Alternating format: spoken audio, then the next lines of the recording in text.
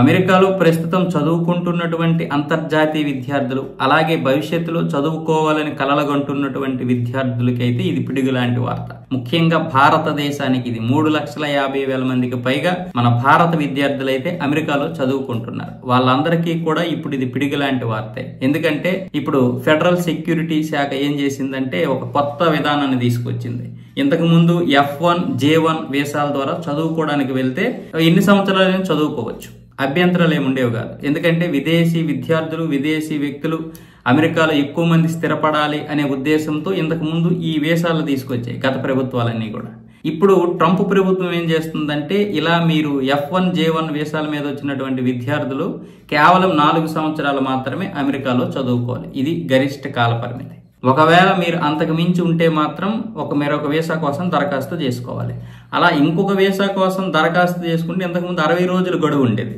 కానీ ఇప్పుడు ఆ గ్రేస్ పీరియడ్ ని 30 రోజులకు కుదించేశారు. ఈ 30 రోజుల్లో గనక ఇంకొక వీసా రాకపోతే 4 రోజుల్లోనూ వారం రోజుల్లోనూ తట్టా బుట్టా సర్దేసి వెంటనే వెళ్ళిపోవాలి ఇంటికి, ఇండియా వచ్చేయాలి. అంటే ఏ దేశం చెందినటువంటి వారు ఆ దేశం వెళ్ళిపోవాలి, లేదంటే మళ్ళీ వాళ్ళపై కేసులు ఉంటాయి. ఇప్పుడు హోమ్ల్యాండ్ సెక్యూరిటీ విభాగం వచ్చేసి ఈ ఆంక్షలు తీసుకొస్తుంది. దీనికోసం ఇప్పటికే ప్రజాభిప్రాయ సేకరణ ఒకటి నిర్వహిస్తున్నారు. ఒకవేళ ప్రజాభిప్రాయ సేకరణలో వాళ్ళకి నెగిటివ్గా వచ్చినా సరే నిర్ణయాలు మాత్రం వాళ్ళు అనుకున్నవే తీసుకోవడానికి కూడా అవకాశం ఉంది. లేదా ప్రజాభిప్రాయ అవకాశాలు తీసుకోకుండానే మధ్యంతరంగా కూడా దీన్ని ఉత్తర్వులు జారీ చేసే అవకాశాలు ఉన్నాయి. ఇకపోతే F1 గ్రాడ్యుయేట్ విద్యార్థులు ఎవరైతే ఉన్నారో వాళ్ళు కోర్సు మధ్యలో ఏదైనా ప్రోగ్రామ్ మారిస్తే మాత్రం ఖచ్చితంగా ఆంక్షలు ఎదుర్కొనే అవకాశాలు ఉంటాయి. దీని మీద కూడా ఇప్పుడు ఈ హోమ్ల్యాండ్ సెక్యూరిటీ విభాగం ఏమొచ్చేసి ఒక కొత్త నిబంధన తీసుకొచ్చింది. కాబట్టి ప్రోగ్రాములు మార్చడానికి లేదు, మీరేం తీసుకున్నారో ఆ కోర్సు కంప్లీట్ చేయాల్సిందే. ఇక ఐ వీసాలు అంటే విదేశీ మీడియా సంస్థ ప్రతినిధులు తీసుకుంటారు కదా, ఈ యొక్క వీసాదారులకు కూడా 240 రోజులు అక్కడ ఉండొచ్చు.